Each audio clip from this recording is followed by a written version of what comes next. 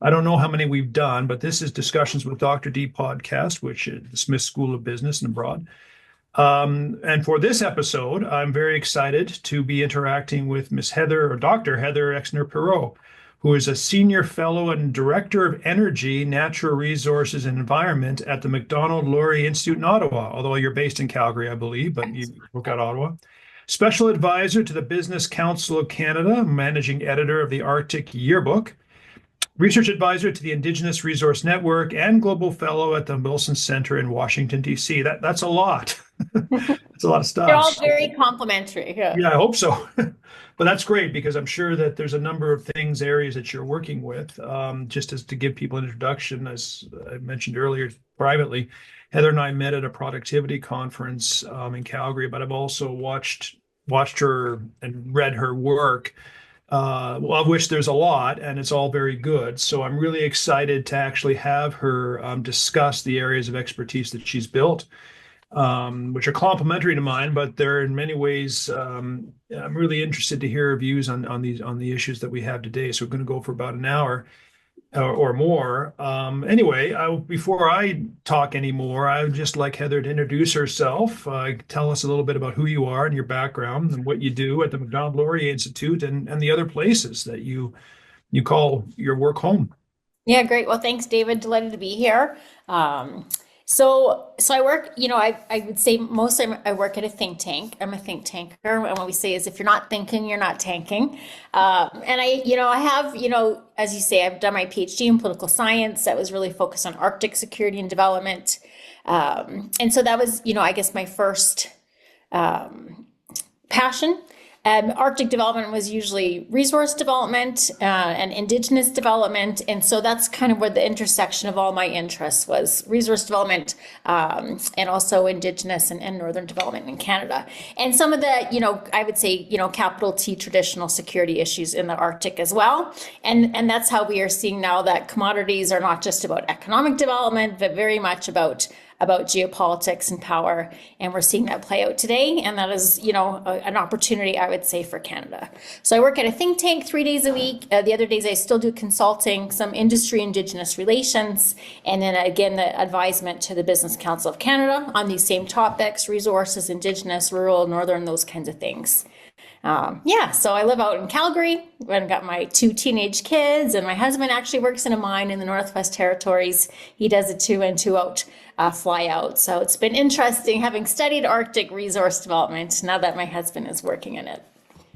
Oh, so that wasn't planned. No, it was afterwards. I think it's because I was, always talking about resource development in the Arctic that he became interested. But no, he was working in Saskatchewan and Alberta before that, and then took a job in Northwest Territories. Yeah, well, I mean, that is kind of an interesting feel. How did you get into that? I mean, the community in Canada that I know of that studies that group of interrelated topics is actually not that big. And I was wondering how you got interested, or how did that fall into your career path as being the thing you wanted to do? Yeah, and it's a great question for the students Yeah, the listening. students. Yeah, Is it, how do we fall into these strange careers, I guess, that clearly aren't linear. But I will tell them that, I think it's good to try different things and do different things. And I found that all the different things I've done turn out to be very complementary at the end, that it all makes sense. It all weaves together into something at the end. So wherever your path takes you, just trust that it's taking you to the right destination, I would say. But I, kind of started, and I always say this, back in my day when I was in university, if you were someone like me, then you went into, international development. I'd say someone like me now would go into climate change and environmental studies. But at the time, in the 90s, it was development, and really focus on the international. And, and I did study abroad in Guatemala, and I did an internship in Geneva and traveled to different places. And then came home to Saskatchewan. And I always say this, we'd hardly discussed Indigenous First Nations, in the 90s, in the 2000s. It was almost like there was no crossover. But then I started, to work for a particular institute, International Center for Northern Governance and Development, where Northern development was very much the theme, Indigenous development was the theme, and came at it from, I would say, a global development perspective. But it soon became very apparent to me how important resource development was to development of Indigenous and Northern communities in Canada. And of all, all the things you could focus on, mental health, social ills, depression, lack of, good governance or the lack of, all those things. The solution was almost always to have more of their own money, more of their own revenues, more of their own self-determination. So I'm a very big proponent of self-determination. I believe that leads to good governance.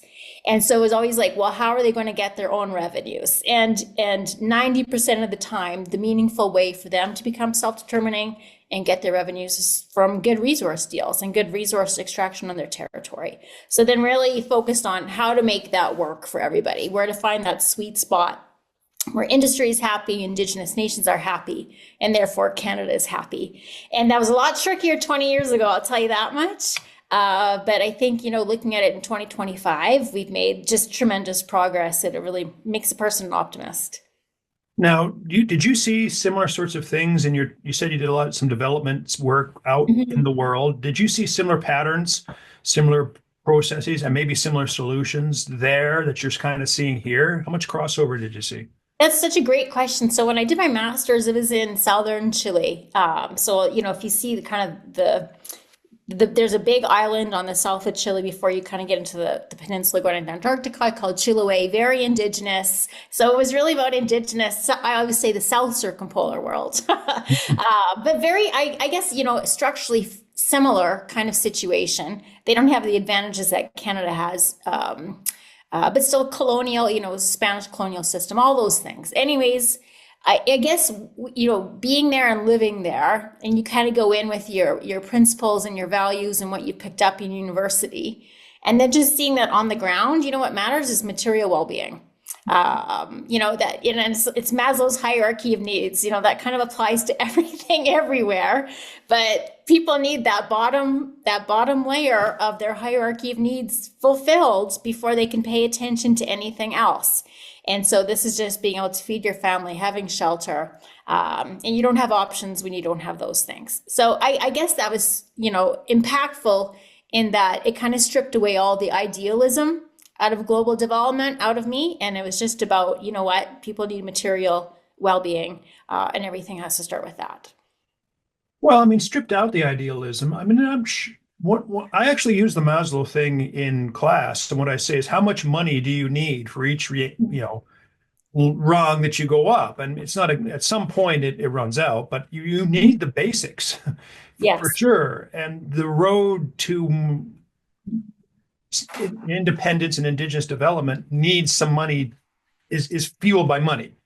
Yes. I guess that's not the greatest way to say it, but that's basically what I'm trying to say. That's been my observation, David. So Yeah. yes, that's where now it's funny because there's a Cree word for white person, is munias, and the Cree word for money is sunias. So I always have a joke because I'm the munias trying to help you make sunias. Does it go over? And they did laugh as I was like, I don't know, I threw it out there. I was like, this may bomb terribly, but no, I got a good laugh. No, I mean, I sometimes make the argument about idealistic ends, practical, sometimes labeled conservative means. How do you get there is actually kind of critical. So, I mean, that's great, because I think one of the things we notice, and Noah is one of them, who helps us with his podcasts, is we get a lot of really bright commerce students who take courses like mine and get into the field, and now they want to know what's next. And it's great that you're able to say that there is places they can go, Yes, that they can do it. Okay, let's get into today's stuff, of which there is plenty. Canada, well, I mean, you can preface this with the remarks that you've seen before, but Canada right now faces, well, a number of things. A very aggressive, at least publicly so, U.S. president. I think we would agree that our own domestic development in resources has been truncated over the past decade and probably could have been done better. How are we, in your view? I mean, this is February 2025, late February. How should we manage this, and what changes should we contemplate as we work our way forward through this pretty difficult time? Yeah, great question. So, again, starting from an international relations, perspective of what makes Canada powerful, what gives us influence in the world stage.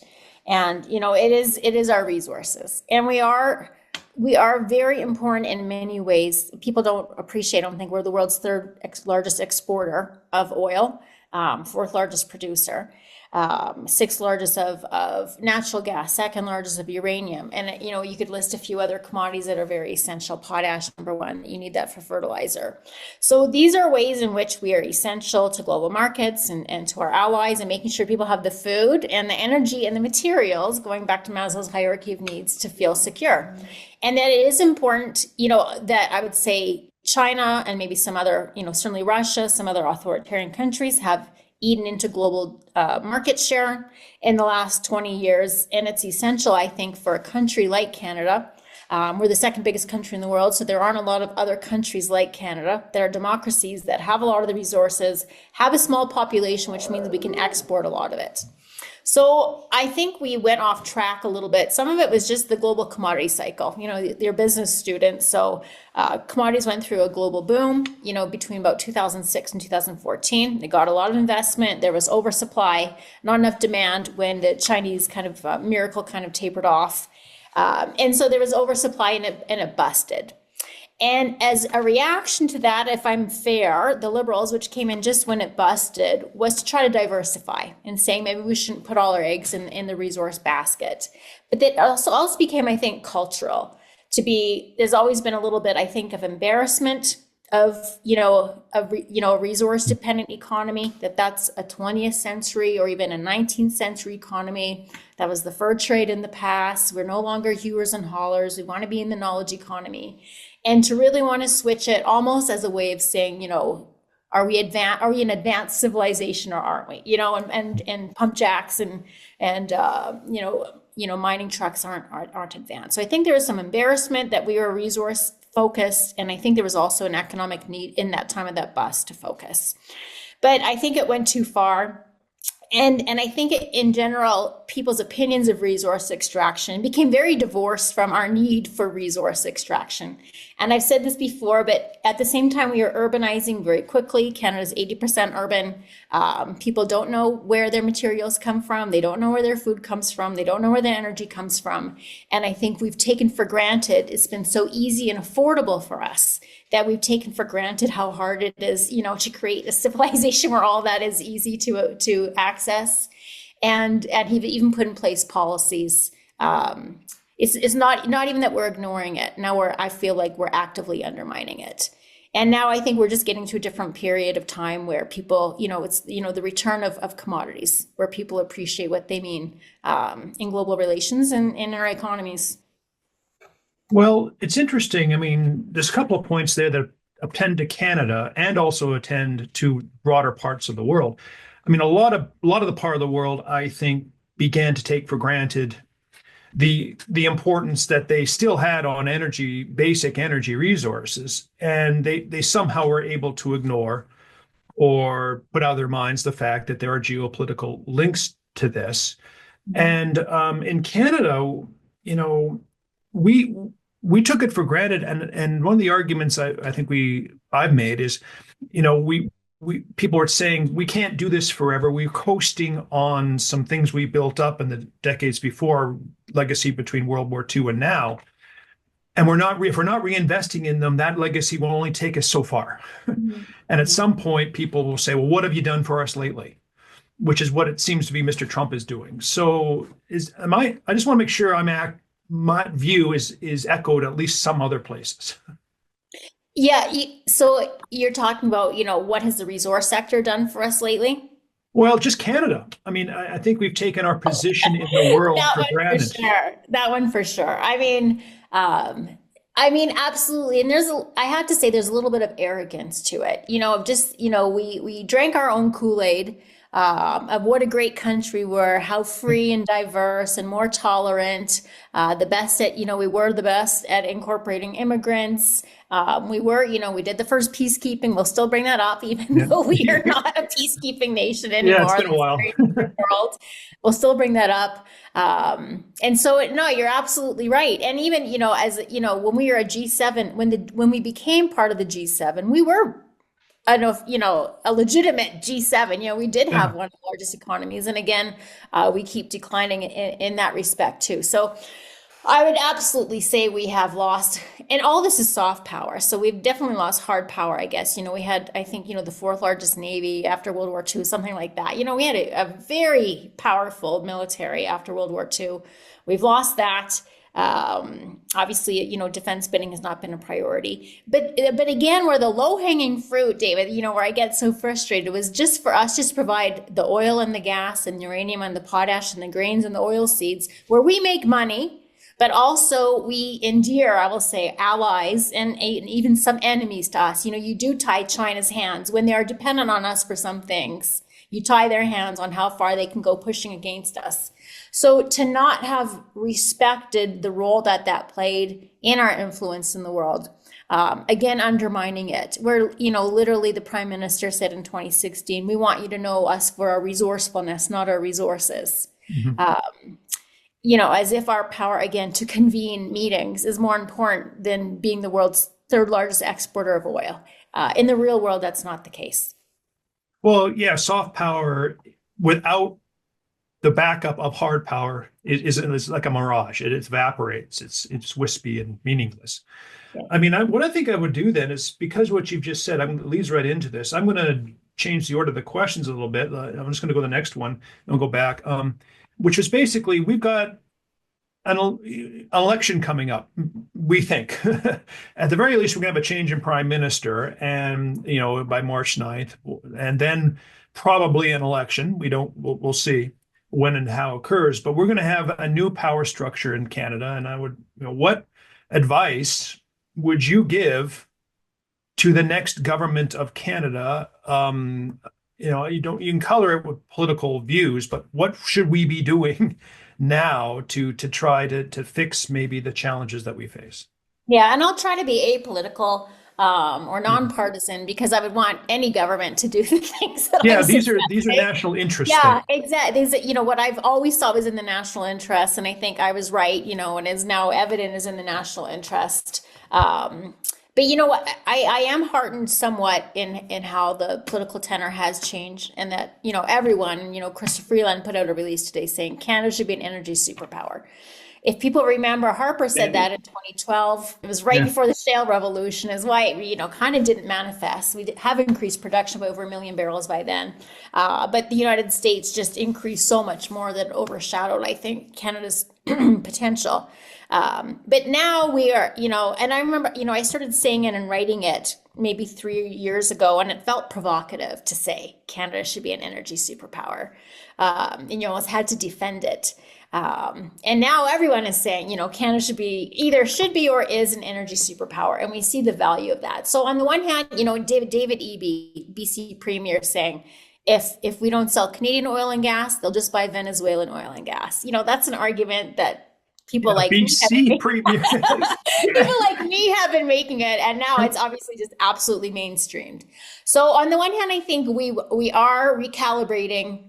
Regardless of what happens, we are recalibrating. Canadians want it, and it's a popular thing to do. Again, we're 79% support more pipelines, according to a Angus Reid poll from about 2 weeks ago. So there are some specific things I want. Some reform to our impact assessment laws, which really went out of, I think, a mandate of trying to make good projects into using resource extraction, or the lack of it, to design social goals, environmental goals. So really just getting to, what is the steel on the ground? What is that impacting, and how do we mitigate it? And not how is this going to fix the entire region, every single problem that they've ever had for the last 100 years? And it's not just the federal government. They certainly, I certainly provide my share of criticism, and they get it. But a lot of the provinces are quite terrible at this too. And there has been, I would say, a trend in the last certainly decade, probably a bit longer, to make regulatory systems more difficult, more onerous, again, advancing social goals instead of just focusing on the project. And that's not a Canada thing, that was a Western world thing. And Yeah. you're seeing the pushback now everywhere for permitting reform. There won't be a single Western government, EU, United States, Australia, whoever, that isn't saying that now. Build some more pipelines. And we can talk, kind of oil dynamics and what I think global demand is for oil and gas, and if there's a future there or not later. But I certainly think there is. So a new LNG, a new gas line for LNG to complement what we already have with CGL, a new West Coast pipeline, like Northern Gateway, more critical minerals development. And some of it is the market. I have to say, some of it is just that the market is still bad for commodities, for some commodities. And some of it is that we're just a very expensive jurisdiction.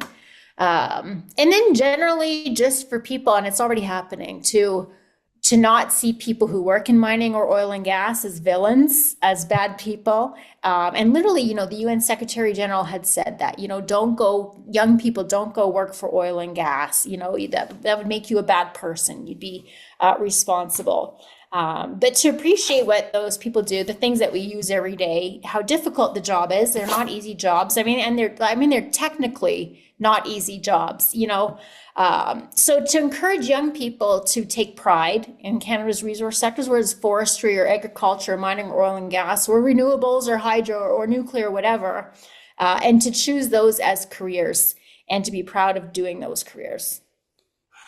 Well, there's a lot there that you mentioned. A couple of things. First of all, I agree with you. It is somewhat gratifying to be the person who said that oil and gas was cool before it was cool. Yeah, that's nice to see it coming on board. One of the concerns I have is this is all just boilerplate that, we're responding to Trump, but he'll go away. And then again, in a few years, people will kind of get back to their comfortable sort of place and, to really push on resource development and get it done. I worry a little bit about that we might, be missing this window, or we'll just delay tactic. Is that something that you might see happening, or will we actually do it this time? It's definitely a fear, that the sense of urgency will go away. But this economy that we have is not going to turn around overnight. No. I wish it could. And that these concerns would go away, but I don't think it will. And in fact, on current trends, it will just get worse. There's nothing has been done to make it better. And the world's getting to be a more difficult place. So I feel like the impetus there from from the public to focus on, it's the economy, stupid, to focus on improving the economy. For Canada, obviously the lowest hanging fruit, the easiest way for us to get there is to build some pipelines and to build some mines, and to build some nuclear reactors and some other things like that. So, depending on the government, I think it'll go faster or slower. I think it'll get more or less pushback. But I think the trend is firmly in line. And I do expect, we've been in a commodities bust for quite a long time, that we are overdue for a commodities boom. And that opportunity will be so attractive, it'll be very hard for communities and provinces and territories to pass up. Well, yeah, you mentioned it twice now, so let's dig into it a little bit. Is this outlook for demand of broad-based commodities, and perhaps more specifically mining and oil and gas commodities, which is the multi-trillion-dollar question? Yeah. Some people argue that with the climate, with the work on transition happening, that this is going to level off and eventually go down. I'm skeptical of that personally, but I'm kind of interested in your view. Is there a long-term kind of prosperous market in building up our export capacity in these things that everyone says are going to go down? Or Yeah. not everyone. So I would love to address this, and since it's business students, there's 3 or 4 different aspects of the market I'll do. So first, oil. And it is true, and that gasoline consumption has likely peaked in the United States, in China, and in Europe. But I think the part that's often overlooked is that that's 2 billion people, and there are 8 billion people, and there will soon be 9 billion people, and those other 7 billion are not enjoying access to energy and use of energy the way that Canadians are enjoying. And if their use of energy even increases by 10 or 20%, and if they become middle class, it'll probably double, that they will use a tremendous amount of oil. And so, so we're at about 104 million barrels a day today. I think it's almost conservative to say 120 million barrels. It depends how fast on the transition. I think oil demand probably will peak, maybe in 2040, 2050, somewhere around there. But population demand, the demographic, data, makes it almost impossible for oil demand to decline. Now, there's also internal dynamics within that, is that a lot of the oil, it's hard to produce 104 million barrels a day. And you have to constantly reinvest, and it is a non-renewable resource. And many of our best fields, that we've developed since the 1980s are maturing or have matured and are turning, which means that they peaked and they started to decline. Norway, if I think of other democratic countries, Norway's oil and gas production will peak this year in 2025. That's according to Norway. And it's because their best field has matured. This is just an inevitable thing that happens with any resource deposit. More importantly for Canada, and I think we all understand Canada-US oil dynamics a bit better, is that shale oil looks like it is peaking right now. And the United States used to be the world's biggest importer, then it became the world's biggest producer. It always had to import crude oil. It was never 100% self-sufficient on crude oil. Even when it was the biggest producer, it is still the biggest producer in the world. But what happens now that their production has peaked? And the population is still growing there. People are using, jet fuel and those kinds of things. So I very much expect, even with a fast transition, that American oil production will decline faster than demand will decline. And so Canada should need to pick up the slack on American oil production and Russian oil and Norwegian oil production just to satisfy our allies, let alone, the 4 billion Asians, which will soon be 5, and 1 billion of them will become middle class between now and 2030. So that's my outlook for oil. Natural gas, similar. And, it's really driven by Asian demand, which is very convenient to Canadian resources and West Coast access. Some of the battery metals, very volatile, things like lithium, cobalt, have been very volatile, nickel. And so we just haven't seen demand, we haven't seen the EV demand maybe as fast as we thought we'd see it 3 years ago. And so prices are low, investment is low. And I think those will eventually, go back up. But I'm telling you that until we see demand for nickel and cobalt and lithium going up for EVs, we will not see demand for fossil fuels go down. We have to have those things in place and being put into production into EVs before we're going to see demand for fossil fuels go down. And the last thing I'll just say is, where Canada really shines is uranium and potash. We're the number 1 producer of potash, number 2 producer of uranium. Those are almost certainly to grow. Potash because it's fertilizer, and with more mouths to feed, you'll just simply need more fertilizer. And uranium because I think there's wide expectation to deal with the energy transition, to deal with energy security, that nuclear is emerging as a greater opportunity than we thought maybe 3 years ago. And Canada has the richest deposits of uranium in the world. It's all in Saskatchewan, and we've seen that commodity do very well. Well, those are 3 or 4 really key market insights, which I think are really kind of valuable. I'm actually kind of skeptical that gasoline demand will go down. I would imagine, I'm just guessing, I think the Europeans made a major mistake in outlawing internal combustion engines when they have so many car companies that are really good at building them. Yeah. And, that was a bit of a mistake. But there's also, in addition to the market elements that might drive this, there are geopolitical elements underlaying our development of those resources, right? I talk to students, governments want to see them happen, not irrespective, but in addition to the market thing. And that, I think, is not going away either.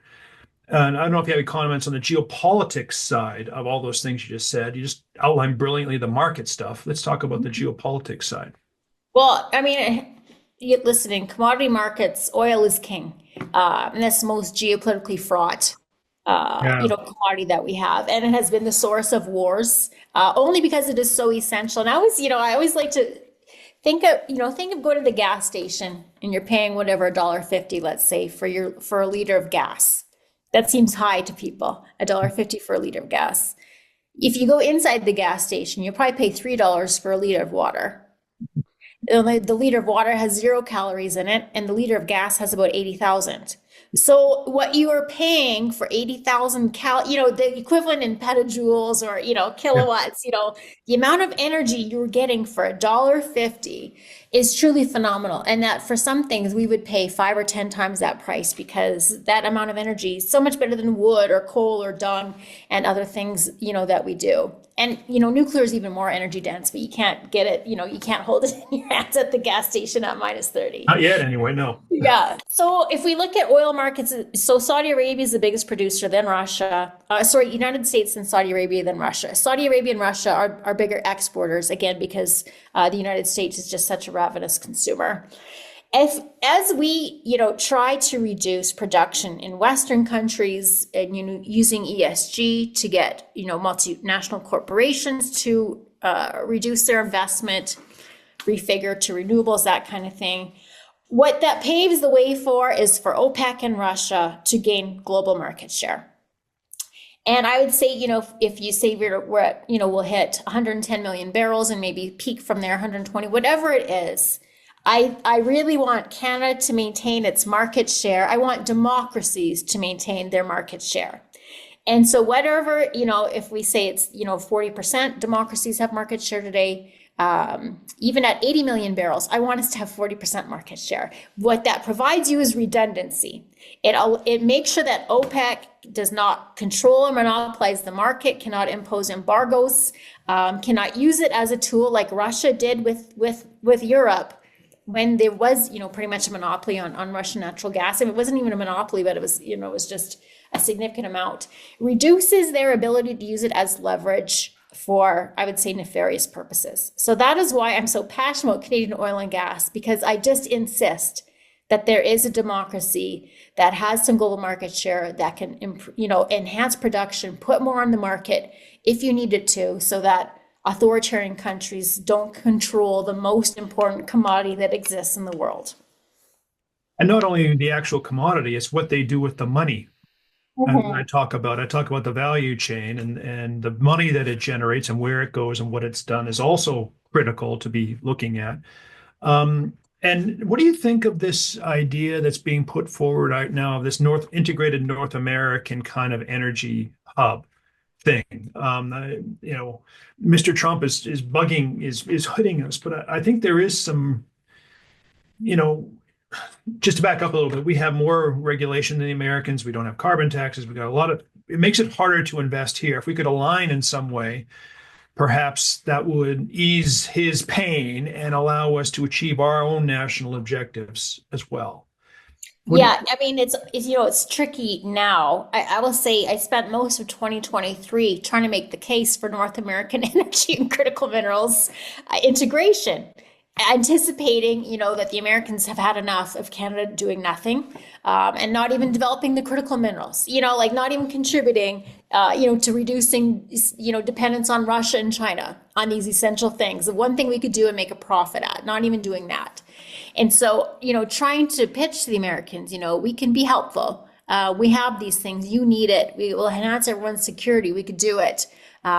Just be patient with us. Yeah, just hold on just a little longer. Yes. And now I even have a paper, that, I finished in November, could have been published last week. And I said, this needs to be shelved for a while, because it is not now the time to argue for North American integration, because the President of the United States has clearly and consistently threatened to annex us. And I don't take it as a joke. I don't think it's likely to happen, but I certainly am not laughing, So I think the mood is now, and there's some prerogative now to look to diversify our trade markets. I wouldn't say let's, curtail our oil or our minerals or anything to the United States, or make it harder for Canadian businesses to work with American businesses, many of which are perfectly aligned with us, and how they want this to go. But I think we'd be foolish to not look at, other markets right now, for all of these products. Well, and to remember what I'm worried about is this is yet a knee-jerk reaction to Mr. Trump, but that's not the way I would view it. I would view we should do this for us, Mhm. because we are something independent and we have our own views and our own interests, as we say, as opposed to, and I also think, and I warned people publicly that Mr. Trump is not the last protectionist president we're going to see, because there's all these young, ambitious, probably Republican young people who may want to seek office one day who think this is the way you get to the presidency. So it's not like this is going away. No, it's not going away. And I have to say, I don't want Europe to have to rely on Russia. I don't want China. I don't want Japan and South Korea to have to rely on China. And we have a lot of these things and we can provide them. So these are all of our allies, even, on critical minerals for defense supply chain. Europe is going to be expending money on their military budgets also. I want Canada to provide all the things that we can to NATO alliance, which is mostly Europe, as we possibly can. I want Asia to get their LNG from us. I don't want, I want them to get our oil from us also. And again, so that people who we want to be our friends and allies are also not compromised. That they have options beyond Russia, beyond China, beyond OPEC, for some of the things that they need to. So again, I've said this before. I think it's a responsibility for us to develop our resources. I think it's an abdication if we do not. And I think, we do it in the cleanest and the most ethical way, pretty much of everybody. So if those are your concerns, I promise you Canadian commodities are the ones you want to be investing in. Well, that gets to this point about climate change, and we are a large carbon-based producer. The oil sands are carbon intensive, but we also have a pretty big community in Canada that, and has supported Mr. Trudeau for a long period, who wants to see very stringent climate action taken. I mean, we've got a round peg in a square hole, or something like this in these things. How do we square that out, do you think, the climate change versus carbon development in the country itself? I mean, this is the trillion-dollar question, and I grapple with it all the time. I don't think it's easy. I don't think it's obvious that we just drill, baby, drill. I think for security reasons, we should be supplying more, but I think we also need to grapple with the emissions that come with that. And I will say that if people don't appreciate this, the Canadian oil and gas sector emissions peaked in 2015.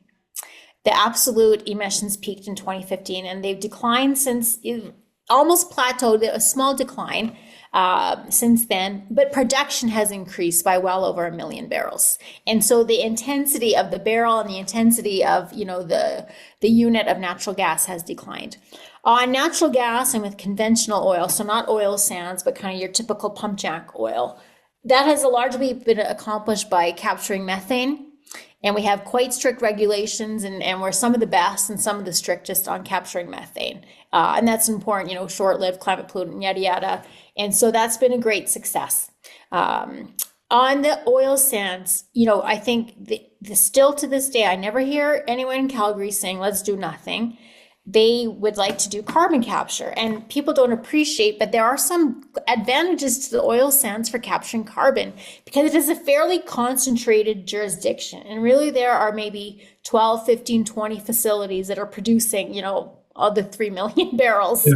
And they're pretty close together. So it is easier, much easier in the oil sands to capture the carbon and to link it together to one, carbon pipeline and to sink it. The geology is actually very favorable for reinserting CO2, which isn't the case. But you can never do this in Texas, in the Permian, where you've got hundreds of pump jacks pocked all over the territory, and you can just never invest in all the money to capture their carbon from those different pump jacks and place it somewhere. So the oil sands are high emitting now. People have to appreciate though too that all oil is not the same. We do need heavy oil. Heavy oil everywhere is more carbon intense. Venezuelans' heavy oil is 4 times more GHG intense than ours, by the way, and that is the alternative. because we still need heavy oil and the chemical properties it offers for many different products, not just for gasoline, but asphalt. You can make carbon fiber out of it. There's a whole thing, a whole bunch of products that you need to have that heavy oil molecule for. So we can't just get rid of our molecule for a lighter, lower emitting molecule. You actually need heavy oil for some things. And I think carbon capture offers, you can see a path forward.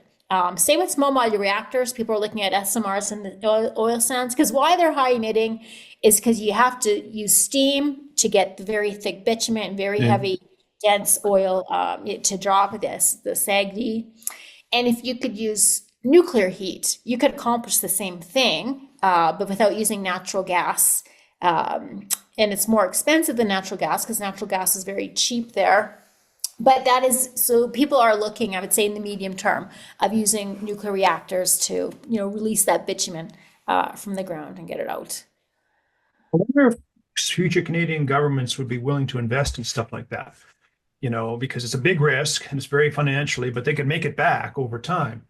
Okay. But it might be, anyway, I'm kind of. No, I have an answer I can give you an answer for that, because that's a great question. In Canada and United States, which isn't the same everywhere, it's not the same for OPEC. OPEC are almost all state-owned companies. Yeah. In Canada, they are publicly traded companies, and they have to compete for capital on the market. Right. And if Cenovus and Suncor and CNRL went out and said, we're going to do this carbon capture, it's going to be $30 billion, and we're going to reinvest every dollar of profit we make into carbon capture, which will get you, the shareholder, nothing more, then people would just pull their money out of those companies. So there is absolutely a limit in what they must return to the shareholder to attract investment, which is already difficult in Canada, and how much profit they can reinvest into carbon capture, let alone the operations that they actually had to do to get it out. And that's why they are trying to get a fee sharing deal with the Canadian government to say, you pay for this much of our carbon capture pipeline and facilities, and we'll pay this much, because there's only so much they can pay before investors just simply pull out and say, no, we're not doing this. We're going to invest, in Guyana. But what is the business case for the taxpayer and the Canadian government is that, over the last 3 years, they've made more than $100 billion in royalties and government revenues from the oil sands. Like they are churning out revenues like nobody's business. And what we're talking about, for example, is, right now is a 16.5 billion CCUS project in the pipeline. So they're asking the government to pay, 10 or 11 billion of that over a few years. Well, they will get, they can pay for it out of the money they're getting from the oil sands already. So that's how I see why it's worth it. If we want to invest in this now, we think the oil sands have, a good, 60, 80, 100-year lifespan left in them. And even after we're done burning oil, we'll still need carbon, we'll still need bitumen as material. Then I think you can actually make the case to taxpayers and to the government that, it's worth it in the long run. Well, yeah, I think you could, but people would have to pay attention to all those details you just mentioned. But these are the types of things I think on big infrastructure projects, whether you're talking oil sands, is I think governments have a role to play in order to manage risk, give companies incentives and all these other sorts of things, but they have to see why they want to do it. Let's make we're not drawing to the end. We've got a bit more time, but I want to make sure we get a full airing of your views on Indigenous peoples. Well, not everything about Indigenous peoples, but on the aspects of resource development that touch on them, what we do well, what we don't, and where you see the future kind of going in that arena. Yeah, perfect. And to the students listening, that's really how I got into resource development. I still do a ton of work on kind of industry, Indigenous relations. So I think about this question a lot. But kind of just to, give a brief overview for students, as, obviously, colonization had a huge impact. I would say in the 19th and 20th centuries, people didn't care very much what Indigenous people thought about extraction, and they rarely got any benefits, and they often had to deal with the mess that was left and the impact on their territories. And what really changed was in 2004, 2005, there was a trilogy of Supreme Court decisions that said there is a duty to consult and accommodate. And what that means is that the Crown, be it the federal or the provincial government, has a duty to consult Indigenous nations before they affect their Aboriginal or treaty rights. That's the constitutional language.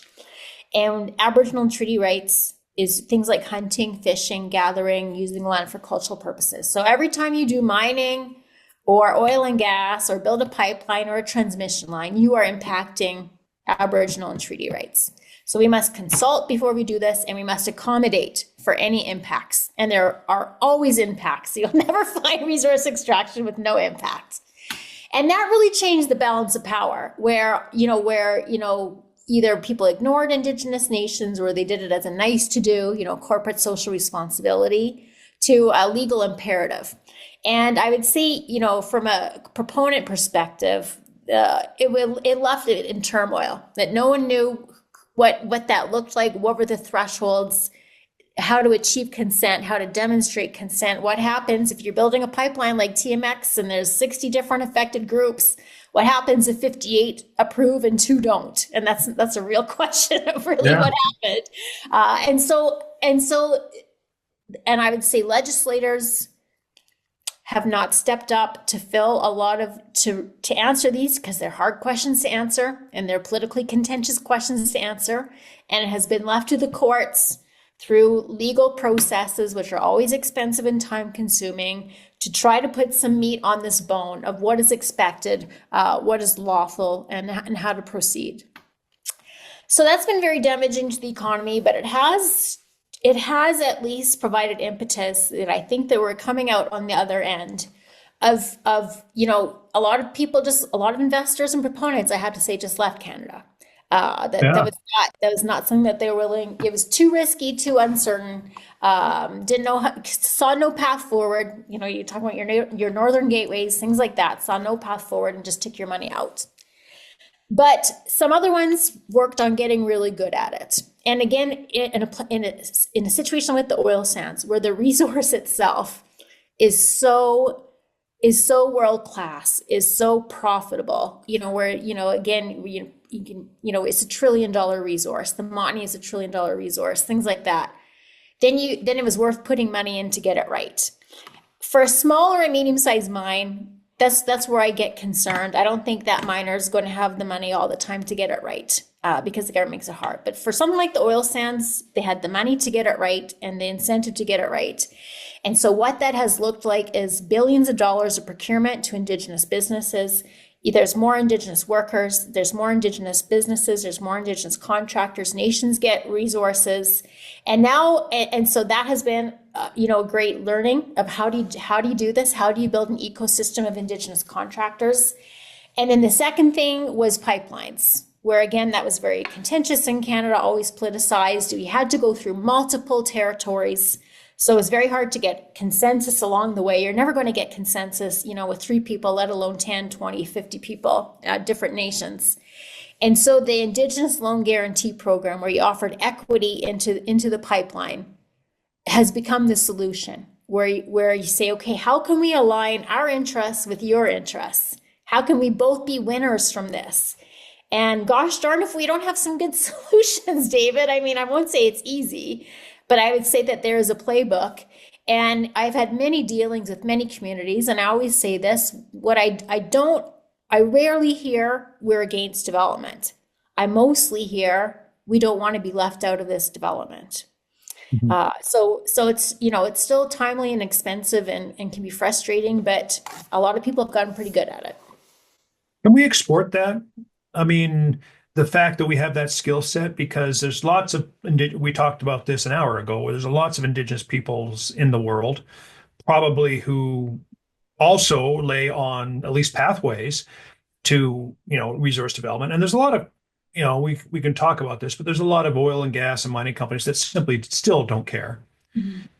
That they will take what they take and move them out of the way. But we do it well here. Is this something that, again, getting back to this issue of Canada reclaiming its place in the world, does getting good at this give us leverage outside of here? I mean, I actually think it does. Like this, this is one shining area where we can be like, look what Canada did, everybody. Yeah.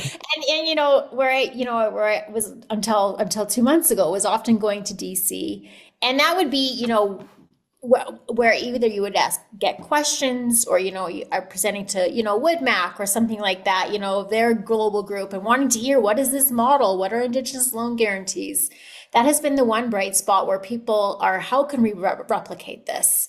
And I want to point out, it was a financial innovation, for all your commerce students, that it was smart people figure out what can we do with financing tools and loans and capital stacks, and how can we make a Tranches. model, Mhm. reduce the risk on that side, yada yada, provincially, and figured out a solution that has been quite transferable, and really any nation could do it, and lots of people are asking. So yes, the Indigenous equity, and again, where you could replicate this with any kind of community. It wouldn't have to be Indigenous, but if you had, one region that was particularly affected by a wind development or a transmission line or hydroelectricity, where you could kind of do the same thing to say, you really will get the benefits from this.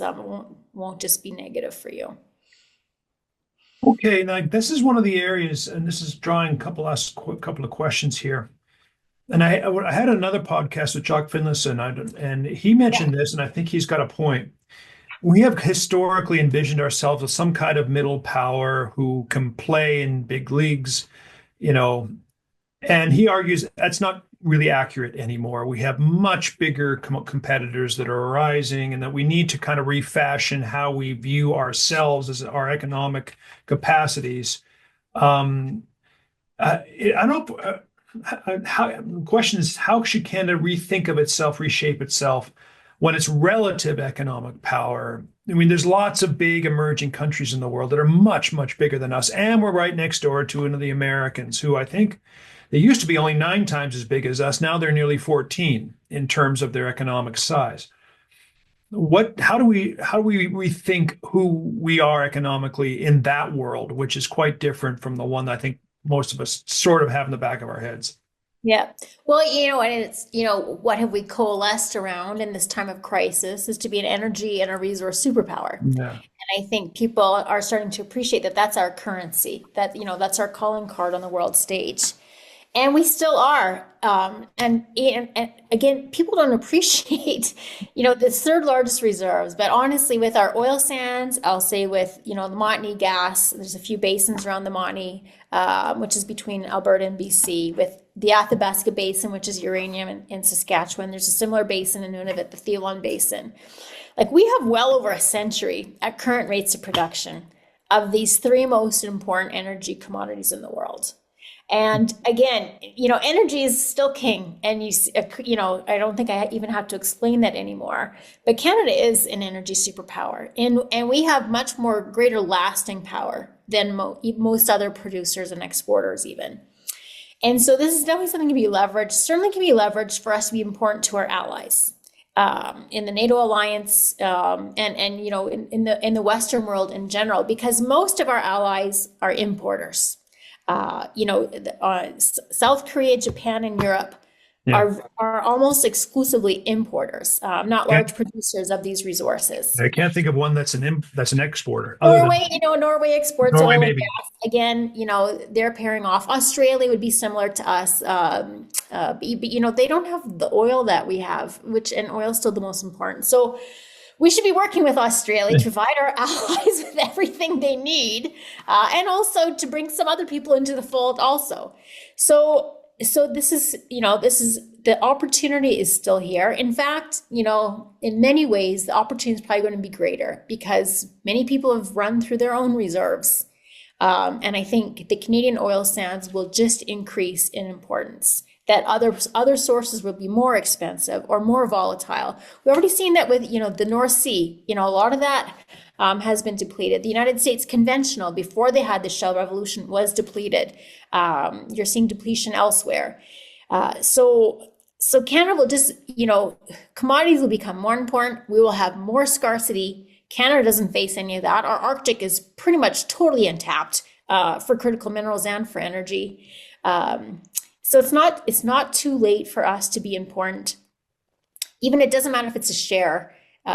We're still a huge producer. You're right. You know, if there is going to be a nuclear renaissance, that will be the Canadian century. You know, that we just have exquisite deposits of uranium, and we can make our allies, if they use nuclear, we can guarantee their energy security for a century. I mean, I'm not being hyperbolic. You know, thank God uranium's in Canada, you know, and not in Iran. So, Yeah.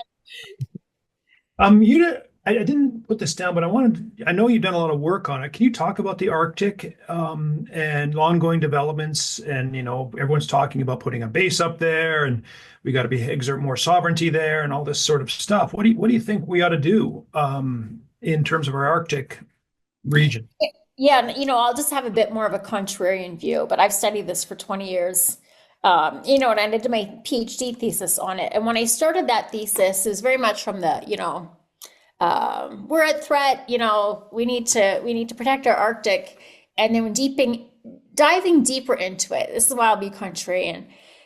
People do not appreciate how difficult it is to operate in the Arctic. And it is not easier today. Climate change, this is the point I want your students to take away. Climate change is not making it easier. In many ways, it's making it harder. Why is that? The sea ice that has melted, the old sea ice has melted, and now there's still a lot of what comes back every year is young sea ice, because it's still, you know, March 15th, it still expands and covers almost the same area as it did 100 years ago. But it's thinner and it's more brittle, and that is harder for shipping. That is not better than when you had one big ice cap that you could sail around. Now it's brittle and it breaks up and it goes into choke points and in through the Northwest Passage. The shipping season is actually shorter in many parts of the Northwest Passage now than it was 10 or 20 years ago. People should know that. Everywhere else other than shipping is definitely harder. Why is that? Ice roads. Right now, for example, my husband's diamond mine in Northwest Territories, they have about a 2-month window to get all their supplies, logistically very challenging task, to get all their diesel, all their supplies on an ice road to that mine. Otherwise, they're flying it in with jets, with jet fuel, just a horrible cost benefit. That ice road season now is down to 7 or 6 weeks. Last year was a very terrible ice road season. So now you've compressed into very much more difficult logistical season by which to feed all these Arctic mines where that don't have roads and will never have, you know, almost will never make sense to build roads. Why won't it make sense to build roads? Because they're on melting permafrost. So, you know, we could build roads in some of these places 20 years ago. Now they're on melting permafrost. The cost of building that road and then the cost of maintaining it every year on melting permafrost, again, is so much higher. Now you have to worry about wildfires and all the emergency response that goes into that. So I always say, you know, the Arctic is not getting more accessible. It's getting slightly less inaccessible. And people just don't appreciate the price that the commodity has to be to justify investment in the Arctic, which is why right now we do almost exclusively gold, silver, and diamonds, because those are pretty easy to fly out. You know, they're not heavy base metals like iron and copper and nickel. Where you do have iron and nickel is almost, you know, you're within 100 kilometers of tidewater. So if you can find a world-class deposit in the Arctic that is less than 100 kilometers from tidewater, okay, maybe you have a business case. It has to be world-class. You have to have decades worth of inventory. We have 2 like that, Raglan Mine in Quebec and Mary River in Nunavut. But everything inside, not close to tidewater, just almost too expensive to do so. And will be my last point. If the commodity gets high enough, the price gets high enough that it makes it worth it to build in the Arctic, I suspect you will see demand destruction, because the price you need for that commodity to get developed in the Arctic is a price where most of the world's inhabitants can no longer afford to purchase that thing, and they will look for substitutes, for example, from plastics and carbon fiber.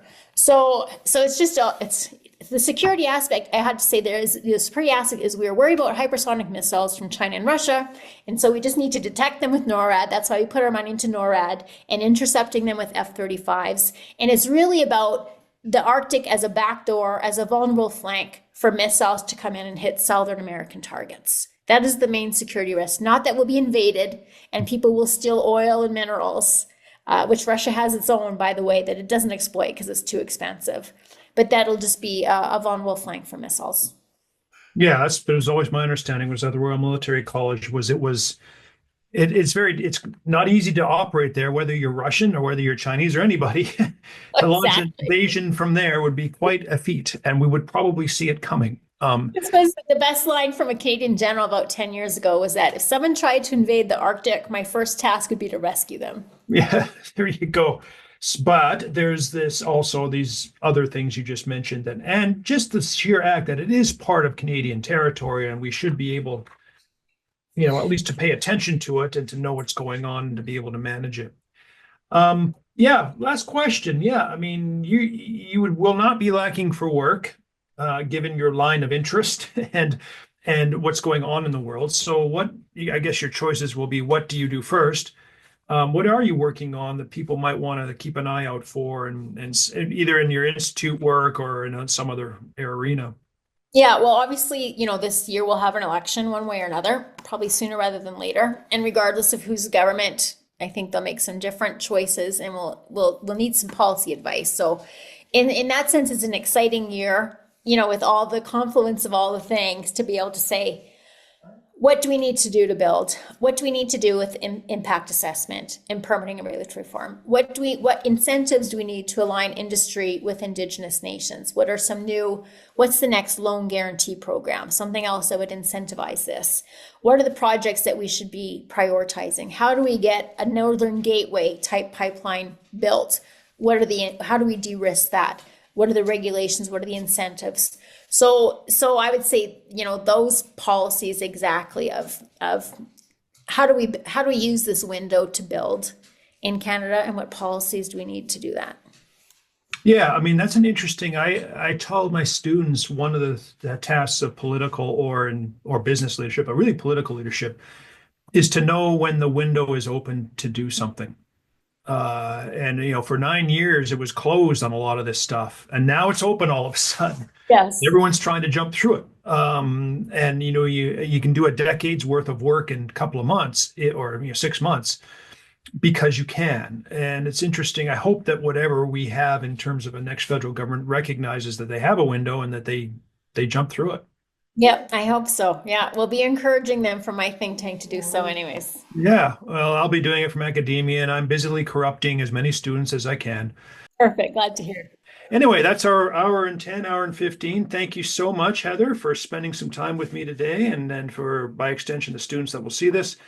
And yeah, you'll be busy. I'll be interested to watch your next step. Awesome. Thanks so much, David. My pleasure.